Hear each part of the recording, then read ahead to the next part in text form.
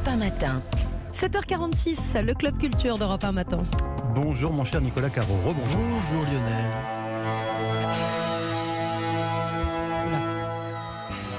Il y a de la production dans cette émission, vous voyez.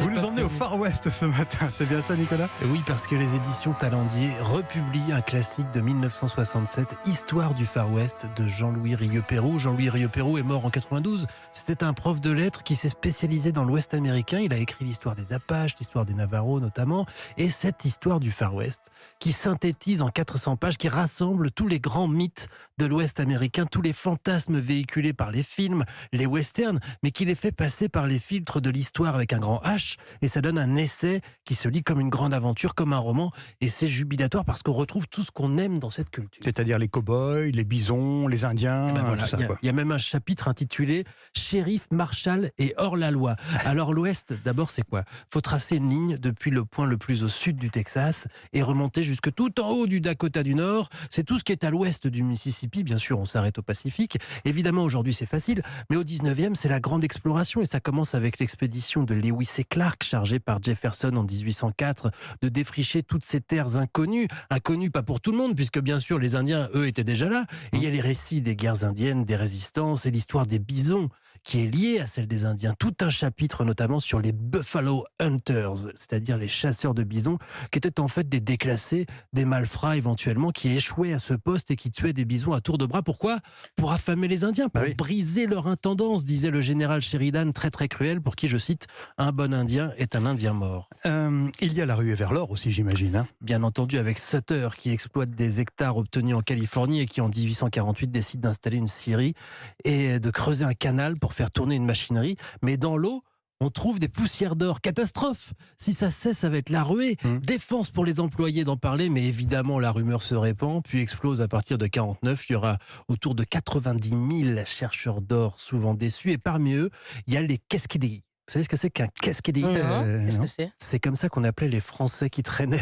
Ah oui, parce qu'ils passent leur temps à dire qu'est-ce qu'il dit? Ah d'accord, c'est passionnant cette histoire. Histoire du Far West, donc chez Talendier. Merci mon cher Nicolas Caro.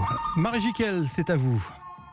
Cheveux au vent, main dans les poches et toujours content, je vais de l'avant. Tout en musique ce matin. Mais grosse prod.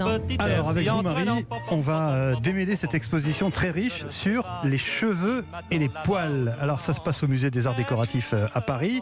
Une leçon sur l'image de la féminité à travers les époques avec toutes ces coiffes très sophistiquées et celle de la masculinité liée à la barbe. Et cette expo Marie, eh bien, c'est aussi l'occasion de croiser l'origine du monde, le célèbre tableau de Courbet ou encore la perruque d'Andy Warhol. Oui, parce qu'il avait perdu ses cheveux très tôt, Andy Warhol. Ouais. Mais on croise aussi d'autres objets saugrenus comme cette robe étonnamment glamour de la maison de haute couture Margiela, une robe uniquement composée de cheveux blonds, ou cette perruque que j'ai failli essayer en forme de renard.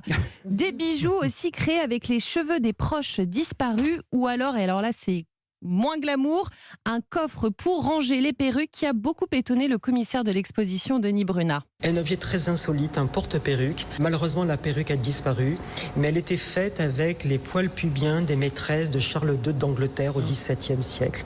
Et j'ignorais qu'on pouvait fabriquer, même pour s'amuser dans les soirées très masculines, j'ignorais qu'on pouvait faire des perruques de poils pubiens féminins en occurrence. Je comprends qu'il a été étonné, effectivement. Spécial. Alors plus sérieusement, Lionel, l'exposition très documentée explore le cheveu, le poil comme signe social, des coiffures extravagantes du XVIIe siècle aux barbes symbole du militaire. La perruque est donc aussi un bon indicateur social. L'exposition en présente une vingtaine, des perruques qui ont parfois 300 ans et qui n'ont pas couvert que des têtes aristocrates. Il y avait des perruques en vrais cheveux qui coûtaient horriblement cher. Ensuite, il y avait des perruques en crin, en poil de chèvre, des perruques en laine, et les perruques les moins chères étaient en fil de fer. Qu'on appelait à l'époque les perruques économiques. Oui, parce que ça ne nécessitait aucun entretien, il ne fallait pas les poudrer, il ne fallait pas les reboucler, les refriser le soir. Voilà, des perruques en fil de fer. Ça devait être agréable sur la tête. Ça devait bien gratter. Le petit plus de cette exposition, bien pensée à la scénographie ludique, eh bien, c'est cette playlist créée par le musée pour accompagner votre visite. Des poils, t'en as plein le corps, et c'est pour ça que je t'adore. Des poils, Ça illustre l'exposition, cette musique, notamment. Hein. Des cheveux et des poils, donc.